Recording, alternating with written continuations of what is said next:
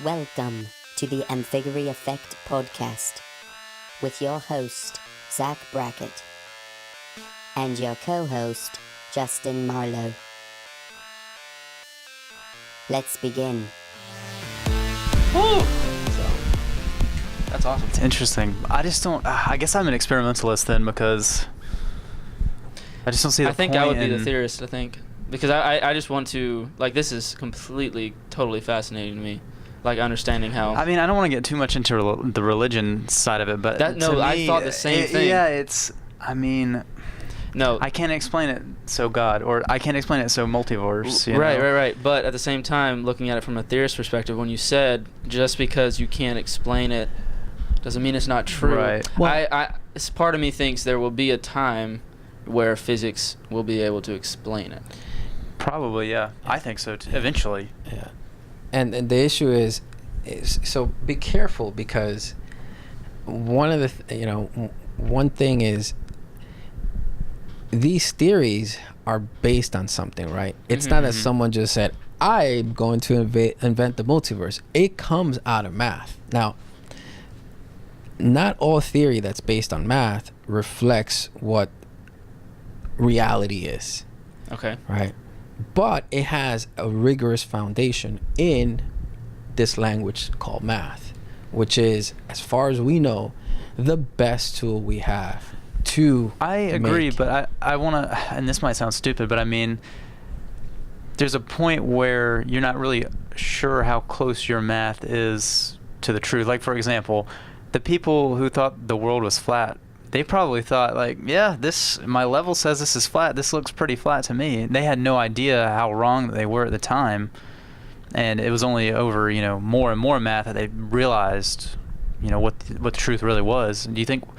How far do you think we are to the bedrock truth in this field versus, flat Earth to reality is leagues of difference. about the multiverse. Or just quantum mechanics in general. Because I know we were talking about things like, I know you said to ask you this one later, but determinism versus free will, I'm very interested in how much of our world is actually really predictable. Yeah, that's a hard question, because Yeah, I figured. so here's what will ultimately be the problem, right? The problem ultimately is going to be that quantum behavior, which describes the small world, is the way things work. Right. And we know that because of experiments. And quantum theory is really good at explaining this. I mean, it's a theory, but it's really good at explaining the phenomena of the small world. Okay. Now, that phenomena is completely different than the phenomena that we see of the large world. Mm-hmm. Very different rules, very different behaviors, very different points of views, right? And it's not really, and in a way it could be a point of view, and being a point of view is like, I don't know if that's correct, because that kind of makes it sound like, oh, we're just not looking at it correctly. It's more than that. Mm-hmm. It's a way of thinking. It's a way of being in the quantum state that does not touch our everyday experience. But the funny part is that we are all made up of electrons, right? Mhm. We're made of electrons, atoms, which behave this way. Okay. And in the quantum world, things work on the idea of probabilities, right? In our world, no, things work on yes, no. There are gray areas for certain things, but things work on more on a yes or no basis, right? Mhm. If I let go of this, yes, it will fall. There is no, well, there's a probability that it'll fall. There's a probability That's that what will go interests up. me the most is how do you, on the quantum level, you have these probabilities that determine what actually happens, but how does that translate into the macro world where there are definite answers? How do you get order from chaos? How do you get order from chaos? Well, perhaps. Too deep? But perhaps you're looking at at it the wrong way. Am I? Yeah, please tell perhaps, me, teach me. Perhaps, Teach me. perhaps the idea is, why do things work so strange? Why does this fall all the time, Hmm. right? From the quantum perspective, it's not strange. From the quantum perspective, it's strange that this falls all the time. It's strange Right. that So, but why? it's strange that I can say with certainty, right, that this is white, right, that this is over here, that my laptop is to my left. From a quantum perspective, that is the strange part. So Because things work on the probabilistic world. Yeah. So what is the bridge that connects? How can you have two separate worlds that are so different in the same universe, and the rules are just completely opposite, but they do impact each other, right? Like the thing that I brought up when I was even more woefully ignorant of all this stuff than I am now was, if there's quantum stuff happening and it's probabilistic, it affects, maybe the neurons in your brain, because electrons, carry your electrical signals that, have stuff going on in your head, your neurons. So don't they affect in some way how you act? Don't they have an effect on you as a macro object and other things as well? Well, there is a point after which things don't behave by those rules. And so where that point is very hard to kind of define by itself.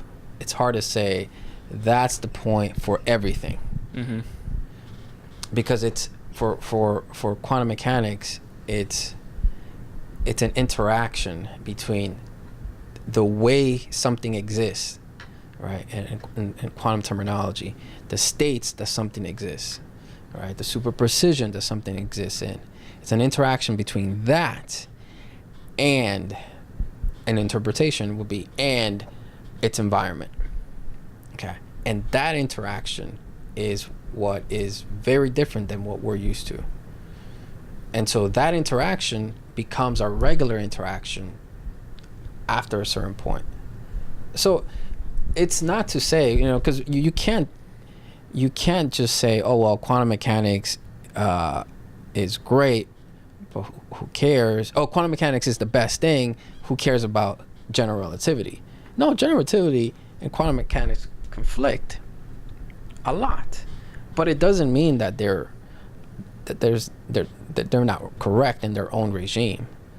And so, for us to think quantum mechanically is very challenging, because we're not used to doing it that way. Doesn't mean that our everyday experience is not what we see. And so some people have that idea, right? They want to approach quantum mechanics in a way that can tell some sort of story of how or why things are happening. Some people want to approach it in a way that just says, I'm going to go with the math because the math ultimately helps me describe this. And that's what's the important part, that I'm able to say, this is red, this is here, this is moving like this is that shape, or whatever. That's ultimately what we want in some ways. But some people want to know, how does it work? How does quantum mechanics work? That is a very hard question. So at what point does the math break down as well when you start to go from quantum to macro? Sure. Can you not use the same sort Sure. of probability to predict the effects that those quantum particles are going to have on a macro object? Sure. I mean, large scale objects have an uncertainty in their measurement too. True. But what the probabilities become, so in the quantum world, you have probabilities that are, say, 30, 40, 50%. And so you can see 50% basically means yes or no to something, right? Mm-hmm. Well, if you apply quantum mechanics a lot of times to things that begin to get bigger, it works, but the probabilities become 1. So a probability becoming 1 is what we are used to. And sometimes it just doesn't work. It does not work when working with general relativity. There's no way to explain the curvature of space-time with it. But you can kind of say that, hey, if the probabilities become 1, the idea of probability is useless because it's always 1. You know the answer. Yeah. So it's kind of like sense. classical physics is sort of like a simplification. Like you're you're removing all the areas where you'd multiply by the probability, but the probability is just 1. Is it sort of like that? Well, you remove the probabilities. Well, that's my question. yeah. Is removing the probability the same thing as it always being 100%? I mean, effectively it is, but is that what's actually happening? Well, see, there's always uncertainty. There's always uncertainty in something. The question is the uncertainty significant? Right. Okay. And we can always say that no matter if you're looking at a measurement at the quantum scale or at the planet-sized astronomical scale, there is always uncertainty in measurement. That never goes away. But how the uncertainty affects our perception of something, that's bigger in the quantum world than in the regular world. And that's because of probability as well, right? Just because there's more chances of a quantum particle varying in one way or the other versus a bigger object. Like I remember you were giving me an example of my T-shirt has a chance to not look the color that it actually is. Some tiny chance, sure. but sure, certain things work on. Yeah, and so probabilities of things occurring in the macroscopic world can be so small that we're never going to see them. So the chances of your T-shirt being another color, right, can happen once in 200 billion years. Well, the universe is only 13.7 billion years. We're never going to live that long to see that. But that's one way to kind of think about it. It's still present there, but it's just happened. So it's just certain, right? If it becomes 1 or it becomes 99.9999999, all these other nines, then that's what it means. okay. Trying to come to terms with it. Right. Well, I think we're about out of time, but I want one more question. What would you say to people who are thinking about getting into some quantum mechanics and diving in? Because this was awesome and crazy, and I feel like my head's going to explode with all this knowledge I've tried to take in. Okay. What advice do you give to people like me who don't really have a background in physics, but maybe try to learn some more about it? Well, I would say definitely go for it. I think a lot of times it takes new ways of thinking for people to revolutionize the field, and that means people who are coming from different backgrounds. Okay. But at the other instance, if you're just doing it as a kind of like a hobby or as an interest, just be very careful where you go for your information. Right. Because it's very easy to get excited about something, which you should. I mean, you should have that excitement. You should carry that excitement into everything that you do. But if you get excited about something that's just completely false, then I don't want that to stop anyone from continuing with that excitement. Yeah. Because try to be picky with your sources. There are a lot of good sources out there, but there are also a lot of bad sources. Right. So try to stick to people or things that are coming from mostly universities. I mean, those are pretty safe. So not Wikipedia then. Yeah. I've been doing it all wrong this whole time. Just scroll to the bottom of the Wikipedia page and look for those sources. Okay, that would help. Well, thank you so much for talking to us today. I had a blast. Like I said, I feel like my brain's going to explode a little bit, but it's awesome. We barely got an I know, that's what I feel like. I felt so bad for cutting it short because I'm like, this is so interesting. We'll have to for sure come back. Sure, no. Last time, I think we talked for like 2 hours. Yeah, we were just sitting out in the hallway. Yeah. So we definitely have to come back, and I'll need to learn some more. Yeah. That's awesome. All right. Well, thank you for having me. Yeah, thank you so much. All right, guys, check us out next week, and we'll see you next time. Bye-bye.